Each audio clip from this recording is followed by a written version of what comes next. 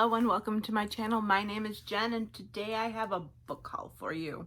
I own a lot of books that I have not read, but I also can't pass up a sale. And my book buying habits are, I may want to read this one day. I need to have it available to me as soon as possible, which isn't the best, especially in terms of getting your TBR down to a manageable level. But Black Friday has happened recently-ish. Christmas is upon us, but no one in my family will buy me books, so I have to buy them myself. So I may have gone a little crazy. I don't have any idea how many books are in this. Some of the stuff I don't even know what I bought. There will be more on this after the first of the year, but I am going to be in a pretty, I don't want to call it a strict ban, but I am very much going to be keeping track of what comes in, what's going out, and what is getting read on my shelves. I've already logged all of this, so I kind of know where I'm at the moment, and I'm in a spot that I'm comfortable with for now. So I am just going to go show you everything I have that just came in today, and if you see anything relatively this large in 2023, you're allowed to shun me in the comments. The first book is Before I Let Go by Kennedy Ryan. I don't know a ton about this. I know this is like a second chance divorced couple. I'm not entirely sure it's a romance, but I've heard some fantastic things about this, so I am super excited. Kennedy Ryan, I own one other book from her, and I'm super excited to read this author. So what's one more book? Also, what is on here? Everything else is in so many packages and still kind of boxed. So we'll start with this baby. This is from Barnes & Noble. Some of this is for my nephew, so some of this may end up not being for my TBR, which is fine. Ooh, no. Ooh. I know what this baby is. This, I think it's a different size. This is A Light in the Flame by Jennifer L. Armentrout. This is book 2 in the Flesh of Fire series that I need to catch up on this entire world. But Houston, we have a problem. These books are not the same size as the other ones. These were purchased from Amazon's self-publishing printing. This is not Amazon, and they are different sizes. This is actually a preferred size. Oh, don't tempt me. But this is now on the TBR. I do really want to catch up on this entire series, so adding this to the list. This feels like Christmas, even though it's not Christmas yet. This is from Target. This actually might not be for me. I don't remember. The next one we have is What Lies Beyond the Veil by Harper L. Woods. I saw this book. This is my impulse, and I wish I read more digitally because I could have just grabbed this on KU. But I tend to forget about ebooks. This is one of those books that I saw on like an Instagram ad and was like, this sounds really fun and right up my alley, and then decided to buy it. This, I believe, is a fantasy romance with fae. I don't know anything else about this. I am so excited to read. I was very excited to read this. I thought it was one of those things though in my defense, I saw it multiple times before I decided I needed to buy it. So there was some logic going on in my brain when I bought this. More from Barnes & Noble. I know not all of this is for me. I do buy other people in my life. I don't appreciate them the same, but I buy them nonetheless.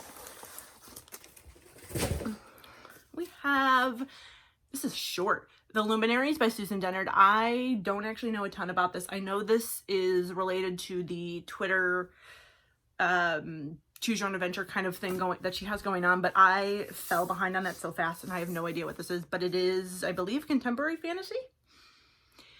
It is Susan Dennard, who is one of my absolute favorite authors, so blurbed by a bunch of my other favorite authors. So I was really excited to get this. It is a lot shorter than I thought it was going to be. Does it even hit 3? Nope, it's not even 300 pages. I'm really interested in this. Suze does a really great job of world building, so super excited for this. Next, we have some books that I got because I plan on expanding some of my reading in 2023. So I got Gallows Hill and Quarter to Midnight by Darcy Coates. These are horror novels, and I know nothing else about them. I know Darcy is well loved. I've seen her talked about a lot on a number of channels that of booktubers that I'm following at the moment. So I am very excited to try her out. We also have The Night and Its Moon by Piper C.J. I also don't know a ton about this. I know it is fantasy. I know it is sapphic. And sounds like 2 girls who are in an orphanage, and one of them is getting sold to a brothel, and so they switch places, and they're trying to reunite with each other. That sounds like a good time to me. More Barnes & Noble. At some point, one of these things is going to be for me. So this should be fun. Ooh, we have a pre-order. This, I think a couple of these should be pre-orders. Now that I'm thinking about it, this is Astrid Parker Doesn't Fail. This is the second book in the Bright Fall series by Ashley Herring Blake. This is a series of sapphic romances that Delilah Green is one of my absolute favorite books of 2022. What year are we in? I don't know what day it is. I don't know what year it is. Welcome to my channel. And this is Astrid, who had a bit of a situation in the last book and is now renovating the inn in the town. And it's getting featured on an HGTV style show, and she ends up in a sort of hate to love. What is like one step under hate? Like, we don't get along to love relationship with the lead carpenter on the project. Delilah Green had me hooked like immediately, so I am super excited to get to this one. Another pre-order. This is Two Wrongs Make a Right by Chloe Leese. Chloe Leese was the favorite author that I discovered this year. I am almost positive that both books from her that I read this year will be my top 2 books of the year. So I am ready and willing to read all of the Chloe Leese. I have the rest of the Bergman brothers, but this is her unrelated work that just published a couple of weeks ago. It's fake dating. It's a reimagining of Much Ado About Nothing. She's got like these badass tattoos. And it's a Chloe Leese book. I don't need to know any more than that. So the last 2 packages I bought from Pengo, where I spend my money on things. So this is where I impulse buy the most. It's a nice black wrapping paper, tissue paper.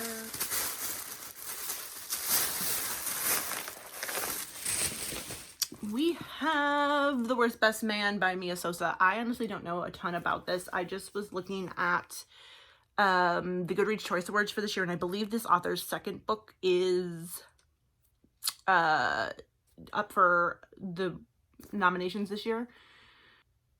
Ooh, this sounds like the female main character was left at the altar by because of a suggestion from her fiance's brother, and now she and the fiance's brother need to like work together in some way, and then they end up falling in love, which is super interesting to me. I don't know that I've ever read anything about that. I mean, I've seen things like there's been probably a movie or 4, but I don't think I've actually read this before, so I'm very excited to have this. This last one is gigantic. I'm glad I have scissors because I'm going to need it because I can't get this open otherwise.